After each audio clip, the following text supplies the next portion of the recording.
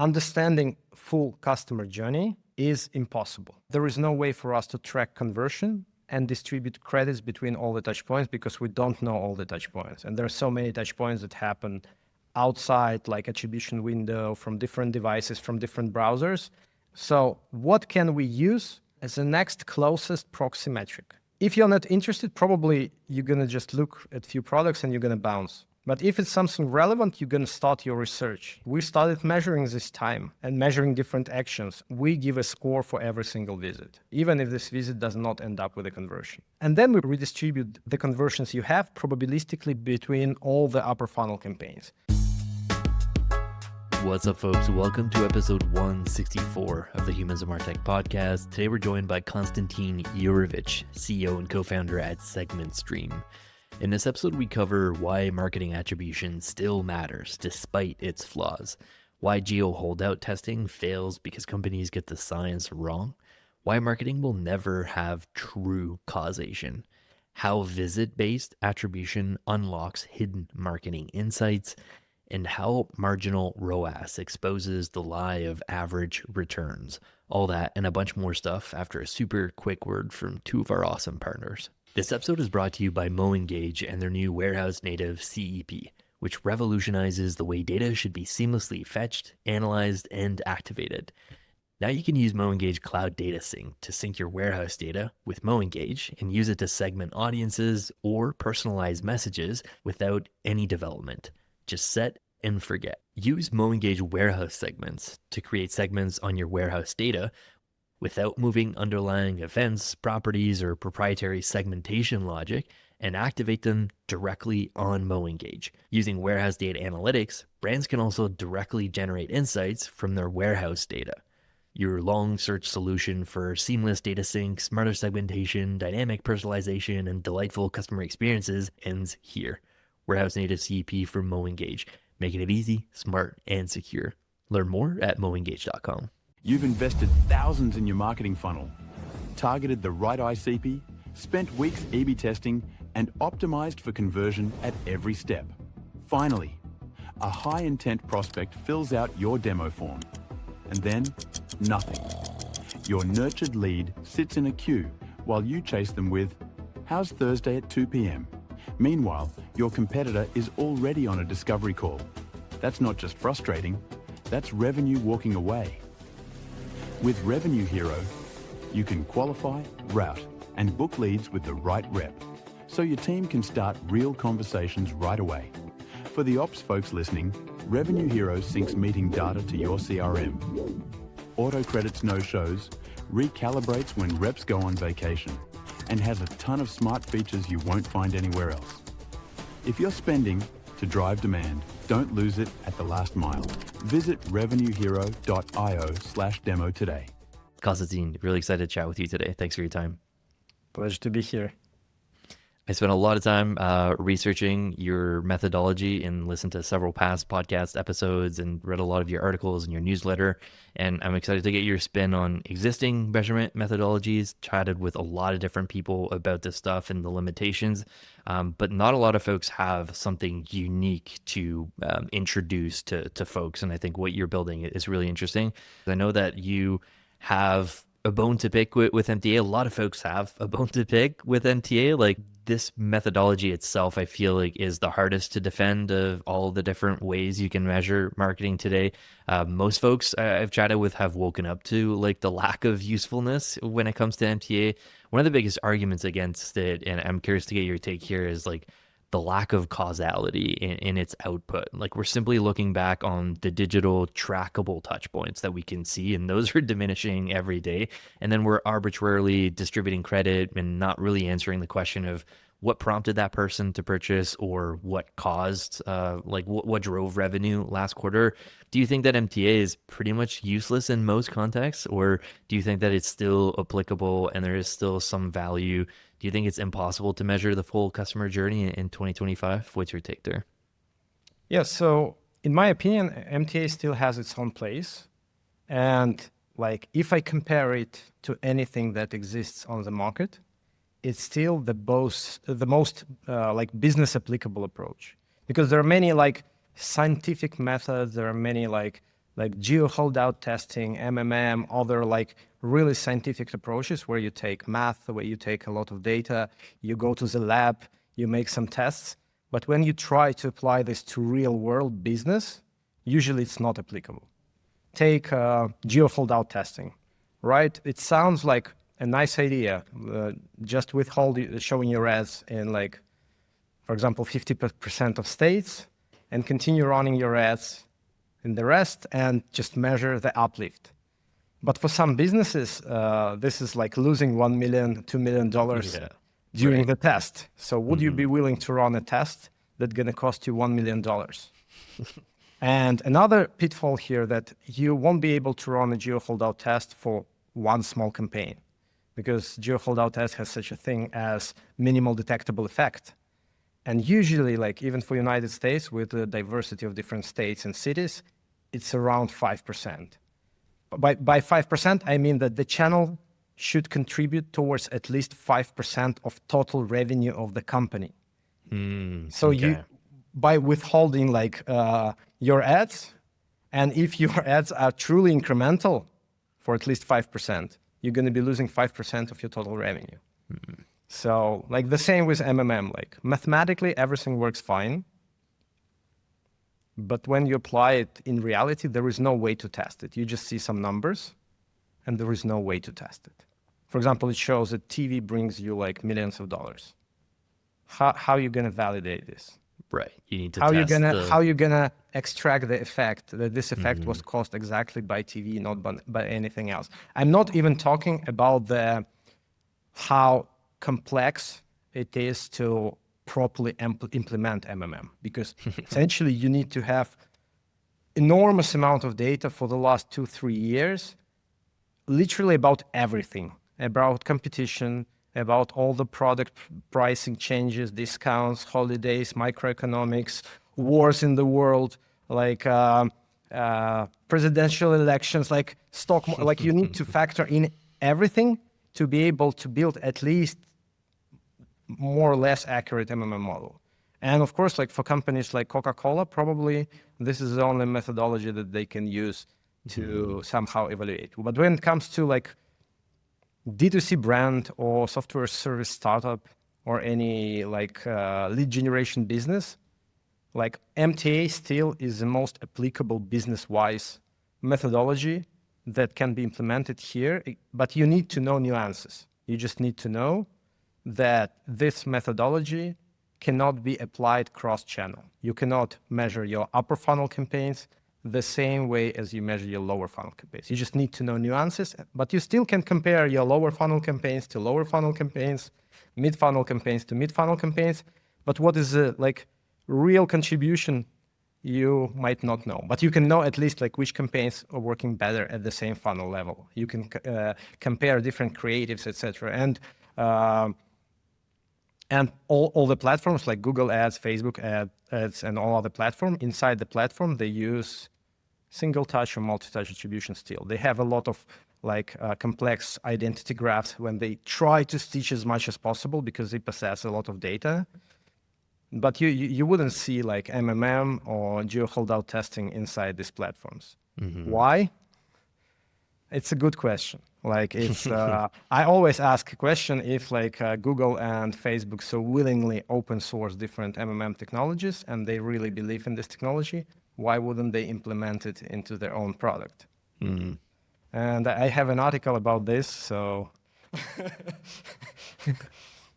there are some concerns. They have some concerns, yeah. Yeah, I think I read that article actually, and you said about MMM in a couple of different places that it feels like a utopian type of methodology just based on the number of inputs you can have in there. And a lot of folks will argue, well, like you can just start with inputs and outputs. Like, what did you do over the last year? And you assign a date frame on that, and what were sales in that output, and you assign a date frame on that. But your kind of argument to that is, like, if you limit the MMM model with only a couple of sources of inputs of data, like, what is the value of the hypothesis that's really coming out of that? It was a huge hype with this, like, cookieless future. And like everyone was starting to return to MMM, like that was invented, I don't know, 60 or 70 years ago.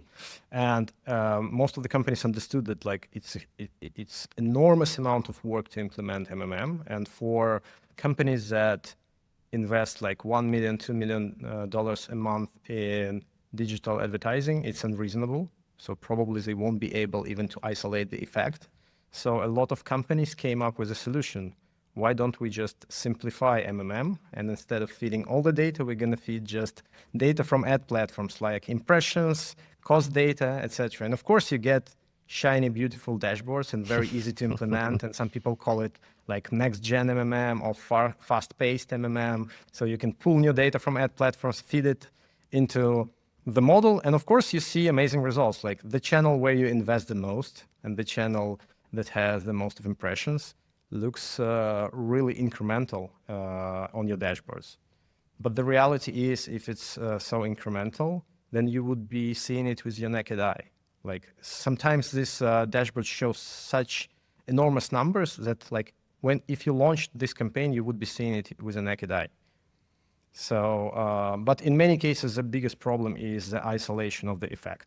Because most of the brands, they run like Facebook, Google brand campaigns, like many campaigns simultaneously, and they don't do this sequentially like in, for example, huge Coca-Cola campaign where they decided to invest like $50 million just to run new ads on Christmas. Of course, for such cases, it's possible to apply these technologies. But for most like evergreen campaigns, for most of the D2C brands and companies that run like evergreen campaigns, like this technology is utopian, right? Yeah. You mentioned some of the drawbacks of incrementality with your example of geo-testing already. Like you're basically telling businesses that we're going to be losing revenue for the sake of figuring out what might be incremental and what might not be. I think that unlike MMM and MTA, though, incrementality experiments are still trying to prove the causality by using treatment and control groups, whether you're using, geo holdouts or you're doing this across different channels. But the big limitation of this method that a lot of folks have chatted about is that you need to have a time window in your test to determine a winner. And that often ends up being shorter than the time it takes for a lot of customers to purchase in B2C when it's an expensive product all the time in B2B, right? Incrementality often misses like how your marketing influences customer behaviors over extended periods of time. Even like long-term holdout tests like have an expiration date also, right? Yeah. And in many, like a lot of people tell that like geo holdout test is an A/B test. So it's like 100% causation. Well, it's not true. Because like real A/B test is when you take the, population of the US, you randomly split this population into two groups and randomly show campaigns to one group and do not show to another. So the primary quality of the proper A/B test is randomization. In geo holdout test, we do not do randomization. We decide which states or which cities behave similarly, and then we build synthetic control. So synthetic control is already like a modeled control group. And then we compare results to this synthetic control. And if anything happens within the regions that were selected for synthetic control, for example, you just switched off your Facebook ads in 50% of states, but for some reason it was like cross cannibalization. For example, YouTube ads started showing to specific audience, or something else happened, or something happened in a specific region, or what I observe all the time, because usually like when we work with some clients, we see how they run geo holdout tests in the background. And what they usually do, they have like Facebook ads spending $50K a month, and they shut down 50% of the states, but still the rest of the budget is automatically relocated to the to the control group. So they forget that they also need to scale down the budget. And this way, like, wow, like it looks like the test is incremental. They see different results. Right. But in many cases, like simply because of, again, it's such a complex methodology, and because of the human error, and there are so few people who can properly, accurately run incrementality, like geo holdout test, most of the time people get incorrect results. And as I mentioned, it's very costly. So that's why people misuse it to calculate actual incrementality. And so any geo-holdout test has a margin error. For example, you've measured your incrementality as 5%. But usually for 5% incrementality with 5% minimal detectable effect, margin error is plus minus 4%. So your actual incrementality is between 1 to 9%. And when you when you translate it into ROAS, sometimes it's like ROAS can be different, like 8 times. So like you wanted to measure incrementality and incremental ROAS using geo-holdout test, and now you get result that actually your ROAS is somewhere between 0.5 to 5.5. So it's either you are either not profitable or very profitable, and you have no idea. So that's why the proper use of geo-holdout incrementality testing is when you are not sure at all whether your campaigns are incremental. For example, some people speculate that like brand campaigns might be not incremental. Okay, if you believe that your brand campaigns might be not incremental, so probably it's worth to shut it down in 50% of states because you believe that it's not incremental. You won't lose money if this is your belief, right? And then you run incrementality test and you prove it either right or wrong, but at least now you know. Or you run like super upper funnel, like TV campaigns where there are no clicks, no other metrics that you can measure. For this case, geo-holdout is also applicable. But for any other case where you know exactly that your ads are incremental, like measuring true incrementality using geo-holdout test is impossible. And this is a huge mistake that many companies sell to. That's why like I tell that right now we have dark era of marketing measurement because like people are so confused because of this cookieless future and everything that happened with GDPR, with all this technological tracking prevention, etc. And during such times when this is chaos, there are a lot of experts that appear on the market and they try to sell you like gold. Well, this gold is not gold, but no one knows because in marketing ecosystem, so marketing is a space that evolved very fast, and there are not that many specialists who are good both in technical aspects and statistics and understanding how everything works, and at the same time, they're good businessmen. So sometimes we see either one side, like really good, like data scientists, and they build these models and they test these models and it shows like good accuracy, but when you apply this to the business, it doesn't work at all. Or we have like marketers, like head of digital CMOs, who really manage like huge budgets, and they, in a sense, they don't have technical knowledge, and they just buy from this marketing websites that like we will measure true incrementality with geo-holdout test, which is absolutely not true. Yeah, the grifters of the dark measurement age. I like how you put that.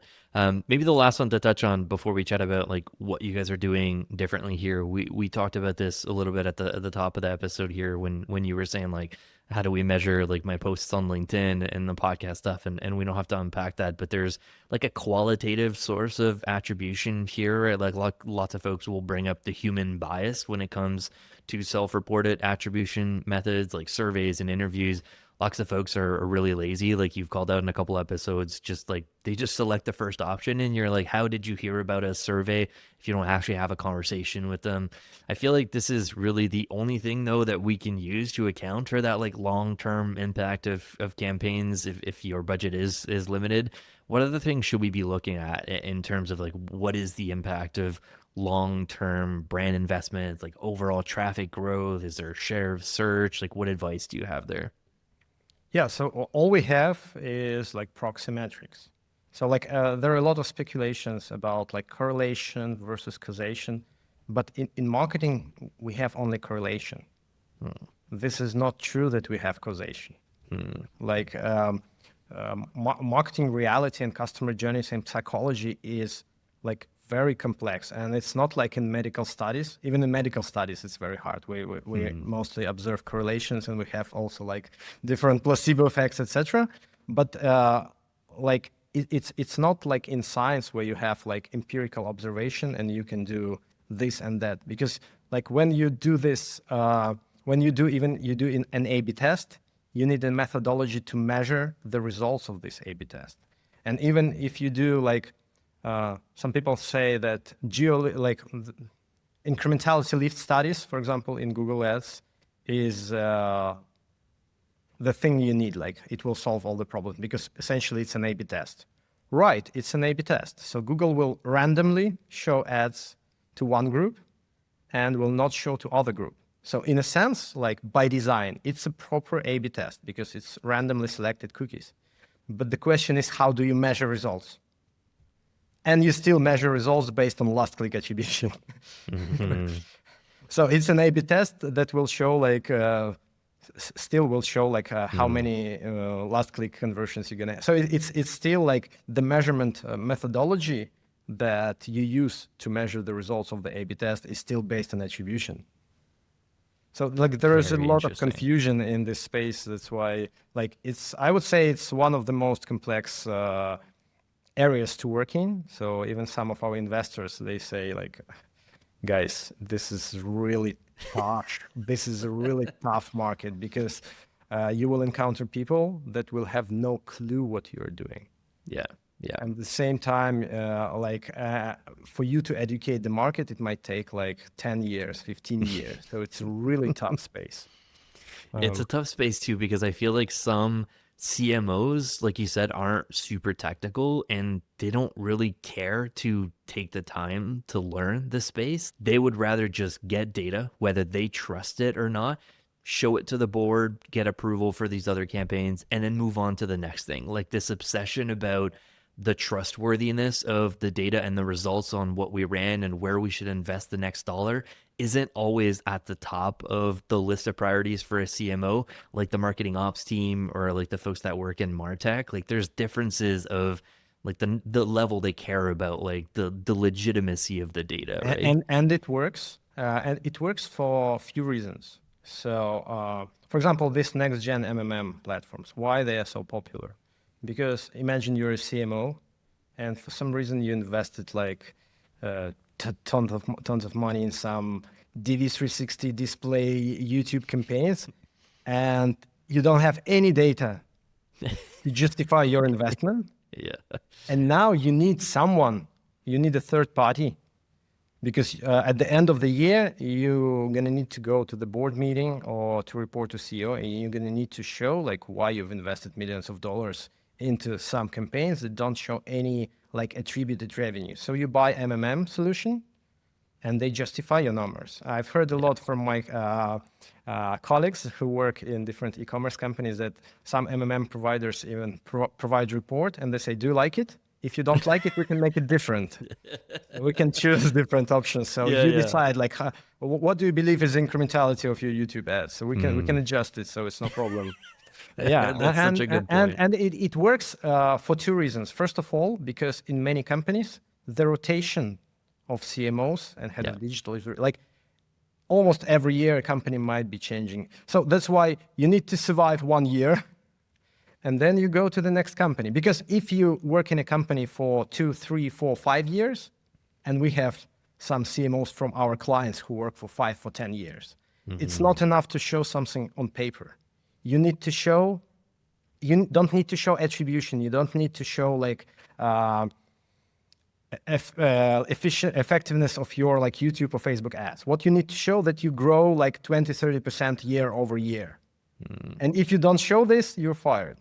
And it doesn't matter that your reports show like this YouTube campaign brought us so many conversions if you don't grow year over year. Yeah. But to grow year over year and to care about it, you need to see long-term, to work in this company, at least for 2, 3, 5 years. But I see so many times that like this constant rotation, so a rotation of CMOs, they just build another report, justify investment, but then they have at least 1 more year if like for some reason company didn't lose money, but then it becomes obvious. That's why I say like so the biggest problem that we try to solve is how to measure that our attribution is accurate. Because no one knows what is accurate. Like no one, like there is no such thing as an accurate because you don't have anything to compare it. There is not like gold standard, like you cannot compare it like to something like that is correct. You cannot compare it to real world because you don't know how real world works.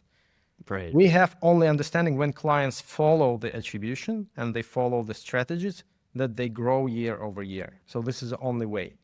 And that's why I take all these case studies that I see in the internet when someone says, oh, actually, we evaluated our TikTok ads and we figured out that like actual ROAS is 5 times more than we expected. And we doubled like our spend on TikTok. And now we've got like, I don't know, 1,500% more revenue from TikTok.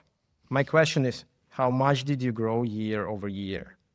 Because when you measure results of your attribution by your own attribution, it doesn't make any sense. This episode is brought to you by our friends at Census. You probably have over 15 tools in your marketing tech stack, but how many of them have the full picture of your customer's journey? Census is the universal data layer in your stack. It unifies and cleans data from all your sources and makes it available for any app to use. Census makes it super easy to unify and standardize customer data, then enrich and enhance it, like running deduplication, cleaning, scoring, and routing workflows, and then sync and activate that data across all of your tools so you can actually do something with it. For marketers and data teams that work together to power big campaigns, it's so refreshing to work from a reliable source of truth. Don't just take my word for it though. Census is loved by awesome companies like HubSpot, Perplexity, Canva, Clay, Notion, and many more. Check them out at getcensus.com and tell them we sent you.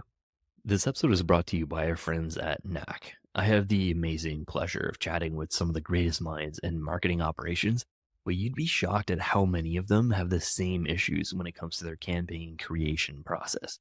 They're dealing with things like scaling, personalization, keeping assets on brand, render testing emails, working in rigid templates, and worst of all, having to hand code emails. But many of the leaders in the space are using Knack to eliminate these headaches. Knack is a no-code email and landing page creation platform that covers initial campaign requests right until the sync to your marketing automation platform. Knack improves the whole campaign creation process by bringing the building, optimization, testing, collaboration, and also translation functions all in a single spot. So you don't have to jump around and coordinate feedback between a bunch of different people or wait on developers for very simple edits. Because at the end of the day, marketing ops folks want to focus on process and efficiency.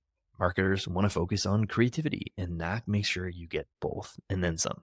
Check them out at knack.com. That's KNAK, and tell them we sent you. Okay, so let's unpack how you guys are doing this a bit differently. So you're calling this on the site visitor scoring for incrementality. And I want to give you a chance to unpack this a little bit. So SegmentStream is using machine learning to evaluate the incremental impact of each web visit using first-party data, even if there isn't a trackable conversion. You're analyzing that session and looking to see the depth of time spent on site, what they looked at, like how legit was that visit. Can you maybe unpack this approach to visit scoring and how you're essentially taking a stab at reconceptualizing the relationship between all the different marketing touch points that we can see to purchase decisions? Unpack that for us.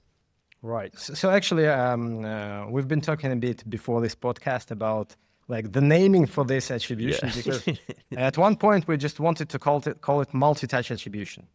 But people became so wired that multi-touch attribution should be based on conversions that are tracked based on cookies and then distribute. So like in this case, and everyone was saying multi-touch attribution doesn't work, etc. So should we associate ourselves with multi-touch attribution, even though we are a multi-touch attribution? Because there is a variety of different ways how you do attribution, even in an innovative way. We also wanted to call it like common sense attribution. I wanted to call it like session scoring attribution. We wanted to call it single session attribution. We wanted to call it like conversion modeling. But eventually we ended up with visitor scoring because it's we have lead scoring, we have LTV scoring, and in a sense we're applying the same technology, but we move upwards. And now we don't have leads, we don't have different information about different lead properties, but now we have visits. And we can score visits, and we can gain some information about like the possibility how much revenue gonna each visit bring. And if we apply statistics, so essentially like if you're going to bring 5 visitors that have 20% probability to buy, statistically, it's the same as bringing 1 visitor who made a purchase, who has 100% probability to buy. So essentially, at big numbers, this math plays out.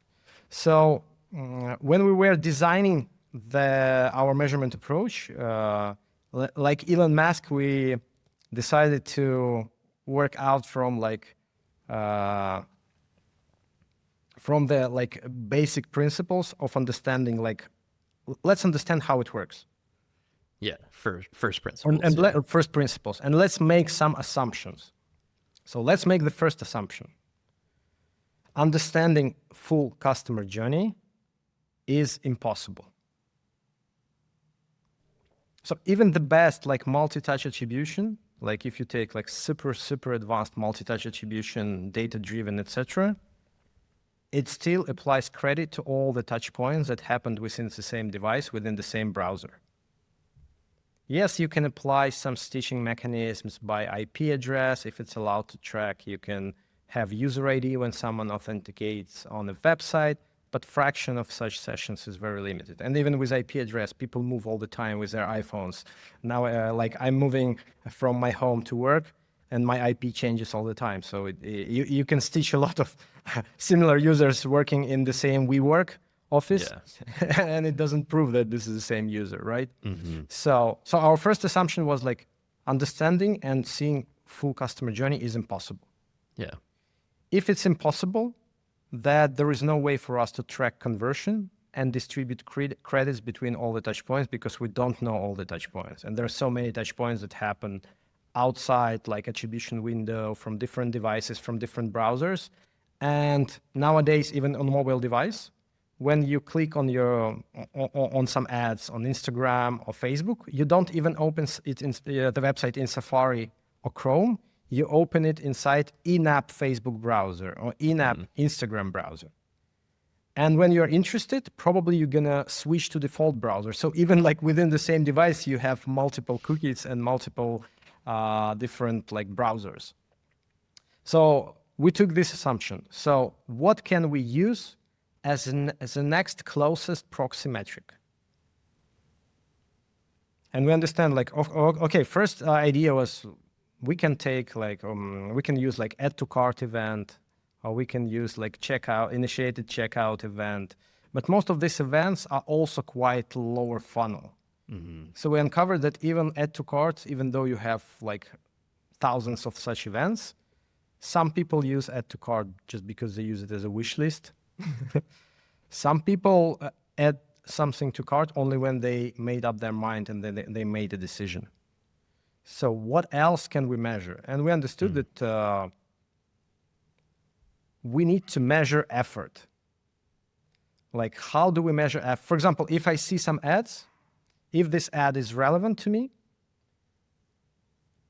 I would do something to research the brand, to research the product.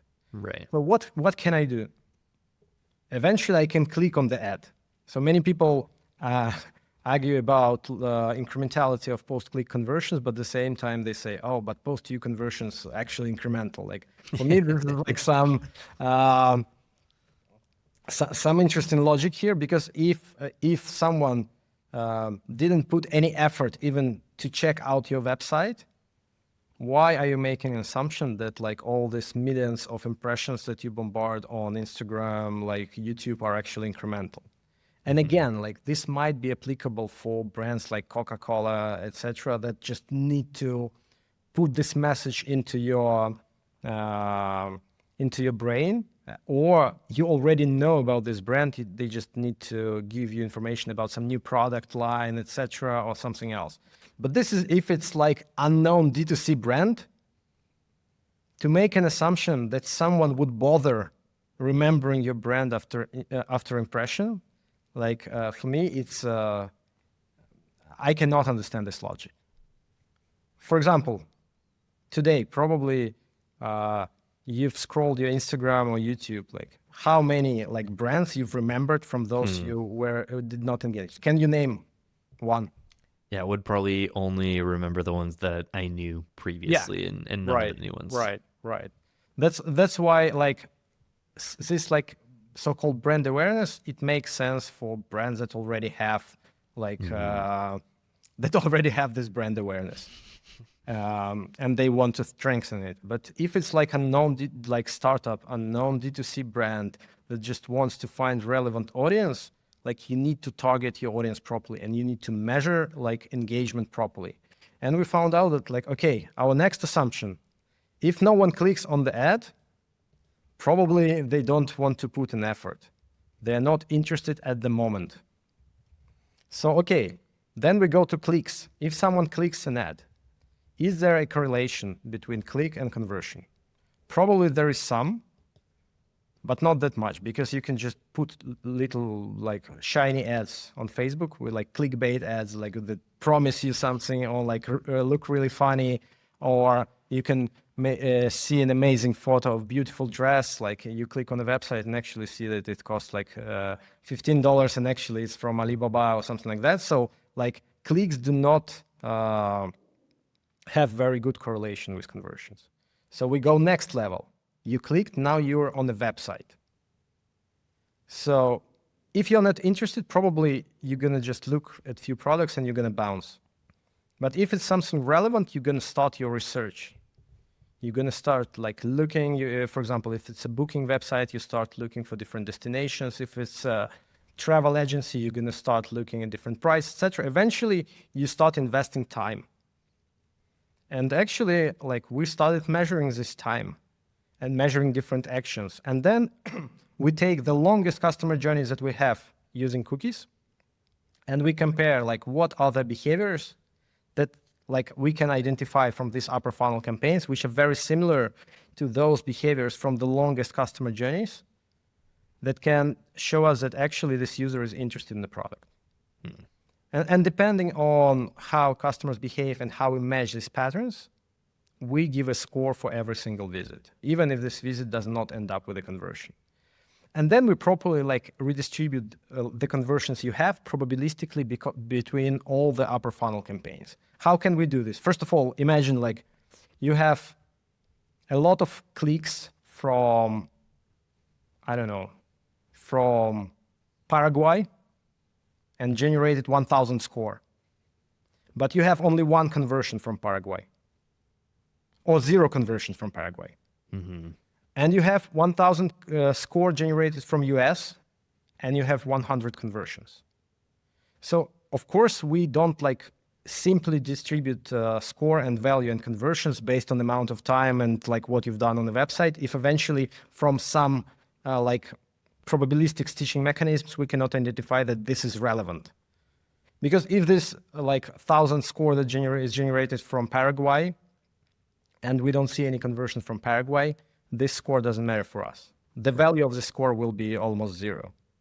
So we also bucket up all the scores and we try to stitch this probabilistically to distribute real conversions that happen between, for example, like if we see that it's a booking website and someone is booking a flight from US to Dubai, of course, we're not gonna match these conversions, conversions purchased for the flight from US to Dubai. We won't match them to upper funnel journeys where someone was looking for a flight from Paris to Prague.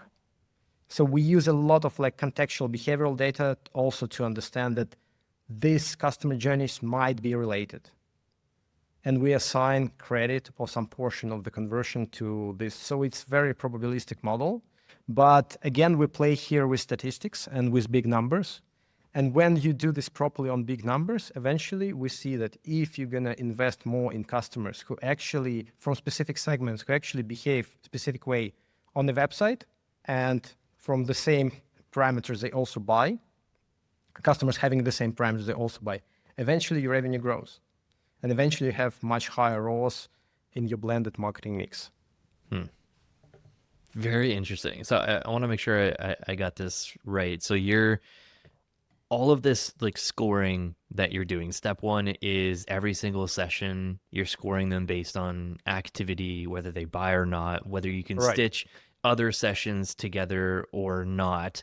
but you have a lot of data for sessions that you were able to stitch together, and you can see what were the behavioral activities early on at the top of the funnel, and you're scoring those in all of the sessions. So you're baking in this whole journey in a sense, or the trackable journey from what you can see, and you're deciding or essentially evaluating the outcome of that by comparing it. Like you're testing the usefulness of the scoring by comparing, like let's use Facebook, for example. Like you would compare the incrementality of Facebook based on conversions in a test versus the incrementality of Facebook based on the scores that you assign to every session. And the scores are a lot closer, a lot better aligned. Do I have that right? The problem is like, sometimes for your upper funnel campaigns, you might not even have conversions. So even with big clients, sometimes we see like they have like many campaigns on Facebook. And yes, one of the campaigns might have like hundreds of conversions, but some campaigns have just 50 conversions. Mm-hmm. And when you go to the ad group level, it's even less. And then you go at creative level and it's even less. And there is no way for Facebook to properly optimize because it's just not enough signals. And if you move one level closer to the click and you evaluate actual behavior, you're going to get much more signals. So usually we can have like 10 times more signals. And also, as I've mentioned, conversion is only attributed to the last cookie.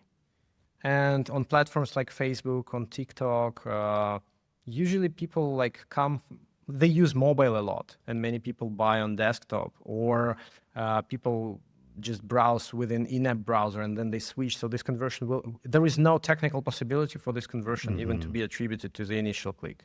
That's why with visit scoring or like single session scoring, we can call it this way, you always have a consistency in cookies. You always know that cookie is consistent within one visit.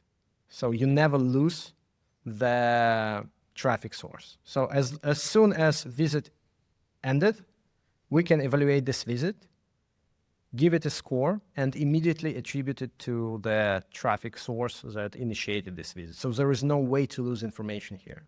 So this is like forward-looking model. And it might be that this user will convert in the future from a different device or browser. We don't know, but we just evaluate the probability of this. Mm-hmm. So assuming that those users didn't decline cookies, right? In a lot of cases, like one question I have in my head is like, it's what you're doing is almost like a session quality analysis, but you're doing this across different stages of the customer journey. And you're looking at the source of that session and how good that session was in terms of like research or doing something and not just like bouncing after viewing a couple pages or whatever. I wanted to ask you, like, do you think that like one way to describe this, because you were thinking of like, how do I name this? It's almost like a session-based last touch attribution. I know you're doing multi-touch, but in a sense, you're giving a lot of credit to that last touch, right? Like the touch that had the highest scored visit where the person did something. Maybe we have a session that's really solid, tons of time spent on site, multiple page views, pricing views for B2B, whatever. Let's say the source of that traffic was direct though. And maybe that's like the user's fifth session. Previously, they saw your podcast episode with Phil, or they saw your YouTube ad. They never had a session that was high quality until they decided to type your brand name in the search box and decide to look into you. In that case, you're doing last touch attribution to that source of direct traffic. No? Like, chat to us about that. In a sense, like imagine you have a customer journey which has 3 touch points that we cannot stitch. Right. So we evaluate each visit separately. Mm-hmm. And essentially, in a sense, it's a last touch because like within one session, it's only one touch. True. Yeah. There cannot be, so you cannot build multi-touch attribution for one visit. Mm-hmm. So of course, like when we are able to stitch, so if we are, imagine we still are able to stitch a huge portion of traffic, and we see a lot of customer journeys where we see 5 touches within the same cookie. So in this case, our algorithm works a little bit differently. So for example, first you came from Facebook, and we evaluated that your probability to convert increased from 0 to 20%, for example. but then you returned from direct, and now your probability increased to 25%, but we will not assign 25% to direct because 20% were already generated by initial. So we will assign only fraction, only the change that this particular. And also it's possible to set up in the platform.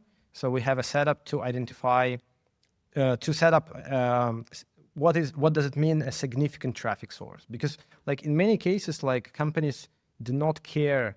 I've seen some companies that care, but like most sane companies do not care about pseudo free channels. You cannot scale organic. You cannot scale email. You cannot scale direct. Like there are many things that you cannot scale by putting $1 million.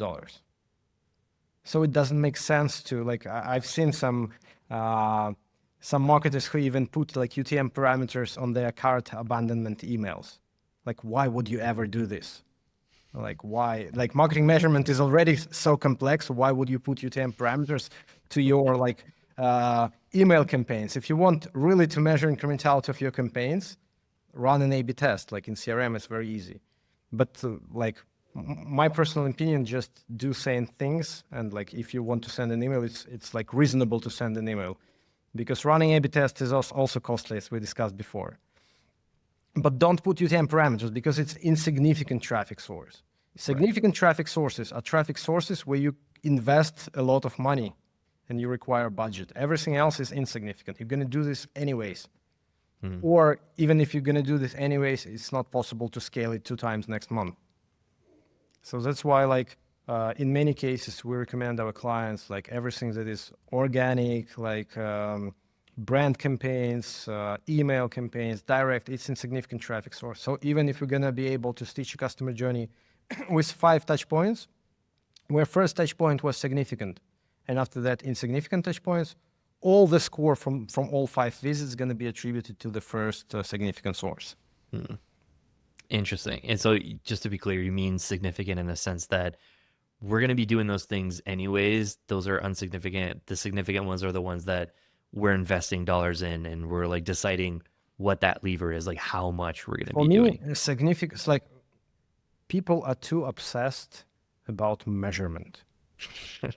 Like, when I write a new article and I send it to my email list, I would be sending it anyways. If there are 0 conversions, 5 conversions, 10 or 15, I don't care whether it's 10 or 20, I will be sending it anyways. But when I'm investing like $1 million, I need to be very precise about measurement. So when I say insignificant, it means that you should not be that obsessed about measuring exact ROAS of this channel. Just know that this channel is incremental. Just know that you should be doing this. If you have doubts that this channel is incremental, run an A/B test. Because if you have doubts, probably the cost of this A/B test will. So my approach is like this: like if you know that this is incremental, just do it. Right. Don't run A/B test, because our A/B test costs a lot of money, of cost opportunity, the cost of opportunity. So how much revenue you're going to lose? Yeah. But at the same time, you're going to be doing it anyways. It's incremental. It's pseudo free. It's almost free. You don't like, you just have one person doing SEO, or so you don't need like exactly to know, is it ROAS 4.x or 6.x? Just know that it's already 20.x because you just have one guy doing this, and it brings you so much money. But when it comes to investing money, and when you decide where to allocate the next 100K, yeah, for me, it's very important if it's ROAS like 0.8 or 1.1. Yeah, big difference with 100K there. It's another depth of what ROAS is, and especially like what is ROAS 1.1? Because again, in the market, everyone is looking at average ROAS, and this is a very misleading metric. Yeah, a very misleading metric, because like, imagine you invest $1,000 per day in Google Ads, and you get $2,000 in return. So your ROAS is 2x, right? Great. You decide to scale. You decide to scale your budget 2 times. You invest additional $1,000. But it gives you only $500 of incremental revenue. So it means you're already burning money. You invested 1,000, but got 500 in return. But if you're going to look at average ROAS, you invested 2,000 and you've got 2,500 in return. It's still profitable. You can continue investing. Right. So marginal ROAS is like, it's very hard to calculate. And I would say probably we are the only platform that actually calculates this. So to understand at which point you need to stop spending, because you should be optimizing your budget allocation not based on average ROAS. And this is a market standard. You just go inside your Google ads and Facebook ads, you see this average ROAS numbers and you see, oh, my ROAS is still 1.2, I can still invest. No, it might be that your marginal ROAS is already 0.3, but you don't know about it.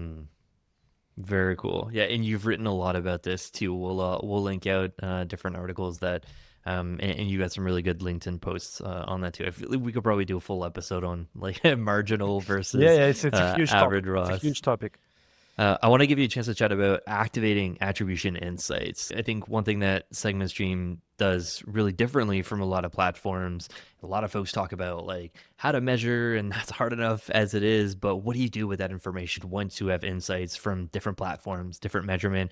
SegmentStream has a way to take those results from your synthetic conversions, the stuff that's coming from visit scoring, and then you can directly optimize the bidding in platforms like Google and Meta right now, right? Yeah, exactly. So we have 2 ways how we activate insights, because like initially once we've built the product, we understood that actually like, yes, you see all these reports, but in many cases, like analytics just stays in eyes of analysts. Yeah. And or we a decided, screenshot in a PowerPoint slide and it's shared with a couple and we people. decided we invested a lot of money into this, but we just wanted to know, like our product team wanted to know, like, do our clients really use analytics? Because like many companies invest like hundreds of thousands of dollars a year into different marketing measurement methodologies, but they just look at these reports and they're like, okay, nice. And we've built a metric which is called adoption. So actually how this works, like we check on a weekly basis results of attribution, and we give recommendation what exactly needs to be done. So you like it's very prescriptive. You need to decrease like budget for this campaign from $100 a day to $50 a day, and for this campaign you need to increase from 100 to 150. So exact recommendations based on the numbers of the attribution. And then we create an API connectors and we connect it to AdPlat, but we also pull calls data about everything, so we know what happens. So and we look at the next week and we see that nothing happened, like they didn't do anything.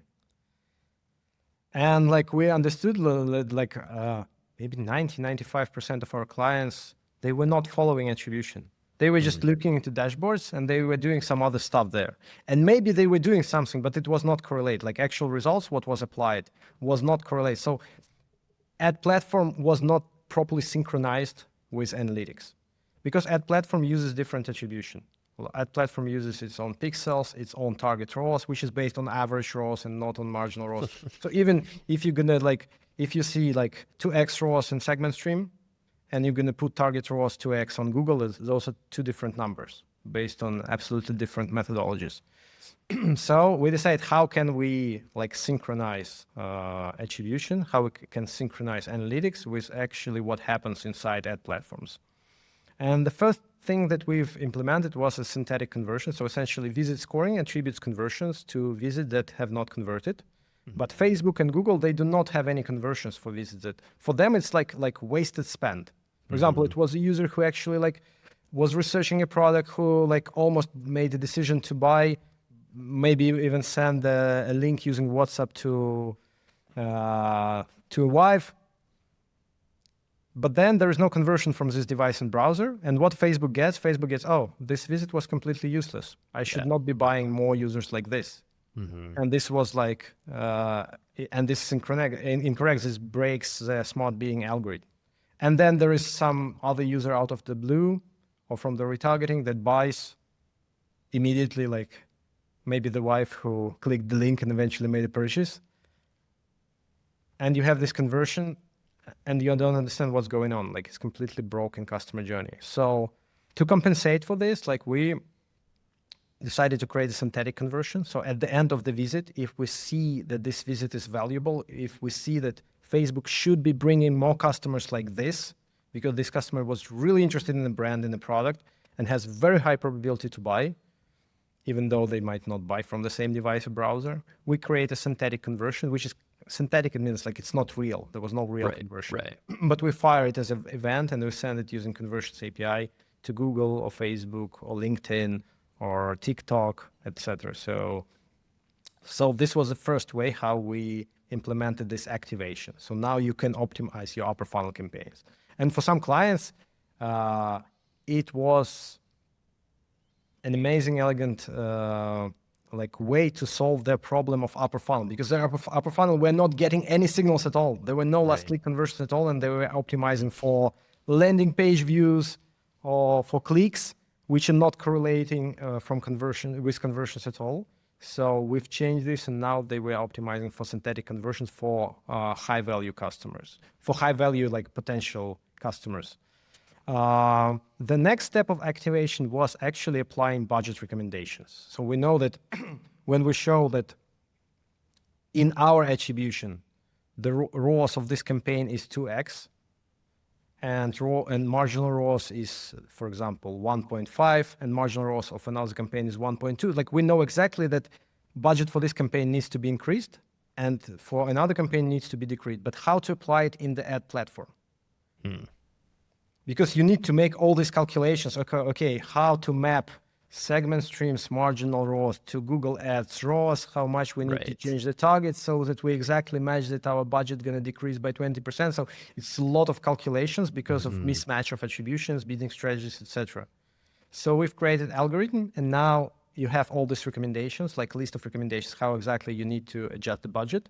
And then you just have apply button, and you just click this apply button, and we connect using API to Google, to Facebook, and you can even create cross-channel portfolio, and we just apply this budget automatically. So we exactly calculate that to achieve like 1.5 marginal ROAS on SegmentStream, you need to set target ROAS on Google 2.5 and increase daily budget by 7.5%.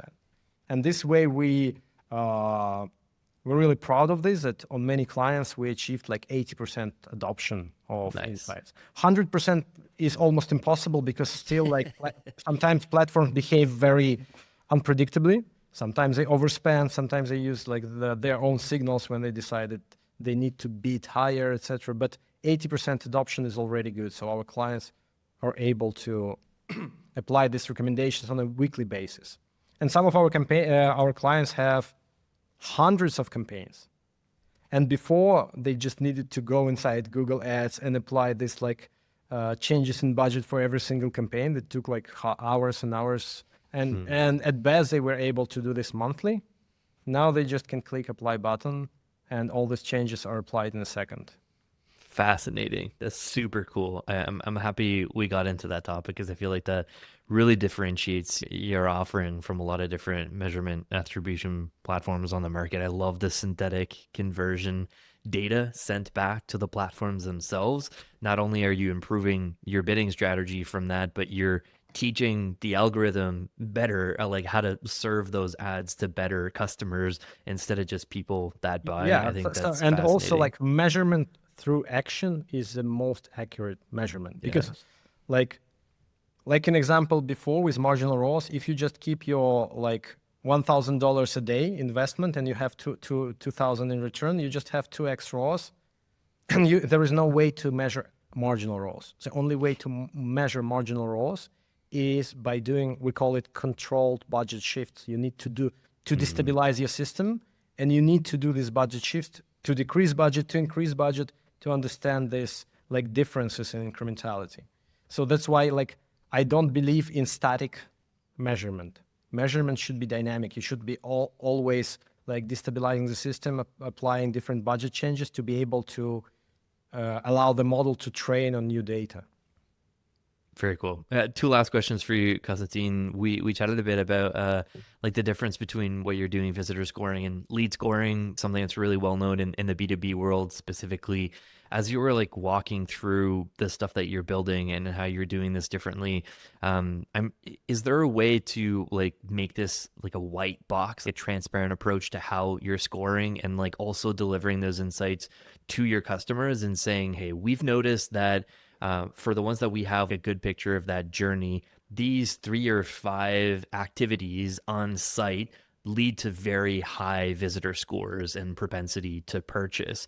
And not only are we going to use that data to inform Meta and inform your budget, but we're also giving you that data so that you can send that to your content team and actually do more of that content, or send it to your sales team and chat more about that in sales calls and stuff like that. Maybe unpack how you're also like turning this into a lead scoring offering for customers. Yeah, we are moving towards this. So like, for example, even with Google, once they've implemented smart bidding, everyone was very skeptical. Like we choose our keywords, we adjust our bids, we do everything ourselves. But now we should trust some black box. Why would we do this? So Google implemented, I don't think there is much value in this, but it's like psychological like thing that Google implemented. Now when you come, like your smart bidding changed, and you see that like on Sundays, more conversions, users from Mexico City convert. So they have this like tips, like what exactly like influence, but you cannot influence this much because it's dynamic, it changes all the time. So first of all, we released customer journey functionality where now you can pick any customer, like any cookie, like any particular visitor, and you can exactly see what happened with this visitor, like all the events, like time that was spent, what was, and exactly at which points score was assigned and when it was increased. So the next step, probably we might release some other variables, like what exactly influence the score, etc. So we already have some transparency where you can go into every single cookie and see exactly like why this particular cookie received like 0.25. But of course, there are a lot of things under the hood, especially how we match this. Like I've mentioned, like for example, if it was sometimes. One of our clients opened like customer journey, and it was really like complex customer journey, like 30 minutes on the website, like, and they asked why you have assigned like 0.00, like almost nothing. Like it's really complex customer journey. Like they even like visited checkout page but haven't bought. But this was a visit from Indonesia. And they don't have any purchases from Indonesia. So there are a lot of like mechanisms under the hood that scale down the score if it's not aligned with specific buckets, because people do not move between locations that much, so that they browsed your website from Indonesia and made a purchase from US. Like so. And there are many things under the hood. It's quite complex. Super cool. One last question for you, Constantine. Really appreciate your time here. You're a CEO, co-founder, frequent speaker. You're also an author. You're also a husband, a dad, paraglider, surfer, and a husky dog dad of 2. One question we ask everyone on the show is, how do you remain happy and successful in your career? And how do you find balance between all the stuff you're working on while still trying to stay happy? Yeah, I would say we started adopting a very interesting principle in the company. We do what we want to do. So we took it to a quite extreme level. For example, I'm doing a lot of sales in the company. And at some point I thought, I don't like CRM systems. I don't like follow-ups. I don't like chasing clients. Yeah. I like writing content, posting on LinkedIn, having interesting conversations with people who are interested in what we do and have a problem. And also like strategizing and talking to our product team. So I decided I won't be doing anything else. So I stopped using CRM. I stopped following up. And at first my partner was a little bit like, oh, you've met with this client like 1 month ago. Would you like to follow up? Like, no, I don't want. Why? Because like, it's like an attribution. Like there is a reason why this client is not reaching out to me. There might be many different priorities and I will be pushing, but they're going to be resistance. And myself, I don't like when someone pushes me. Yeah. So at some time when they're going to prioritize this, when it's going to be a huge pain, they're going to remember our great conversation and they're going to reach out again. And I will remember them and we will have another conversation. So I just stopped doing things that many companies say that you should be doing because this is a proper way to do sales, to do marketing, to do software development. And we just started doing like what naturally flows and what you really like and you really enjoy. Very cool. I feel like the thesis of your answer is how do I stay happy at work? I stopped using a CRM. Yeah, stop using CRM, stop using task management systems. Because this is the nature of priorities. If you forget about this, it's not a priority. Otherwise, you wouldn't have forgotten.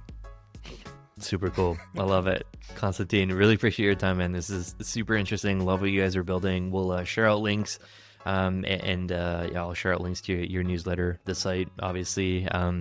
Anything else you want to plug for folks? Subscribe to my newsletter. Yeah.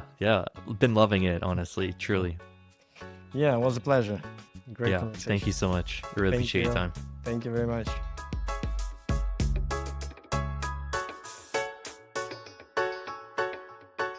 Folks, thank you so much for listening this far. I don't know if you're tired of hearing my voice yet, but it means a lot to still have you with us. I've got a fun event to plug before you go. Imagine if we had a Shark Tank style event when we shop for Martech. What if vendors came to us instead of us spending 40 plus hours on research, on forums, and boring sales-led demos? This is a dream that Justin Norris had, and I've been working with him, Jacqueline Friedman, and Daryl Alfonso to make it a reality. Block off your calendar on May 9th at 12 p.m. EST. The first ever Shark Tank style Martech Spotlight is happening, brought to you by Humans of Martech. We'll be featuring 6 badass Martech products in a fast-paced session where Jacqueline, Justin, Daryl, and I will help judge or be the sharks. You'll get to hear directly from the founders and the marketers who work at those companies and understand your world. You'll discover new ways to build better forms and surveys with Typeform, plan, budget, and forecast better with Uptempo, uncover your incremental contribution to revenue with Powermark, optimize lead routing and scheduling with Revenue Hero, identify warm prospects with Common Room, and increase your response rates with Sendozo. Join us at humansofmartech.com/spotlight. Again, that's May 9th at 12 p.m. EST. By the way, if you register, your email will not be shared with presenters and you won't get added to any newsletters or drip campaigns. That's my promise to you. Okay, I'm shutting up now. Thank you so much for being a listener this far. I'll catch you next time.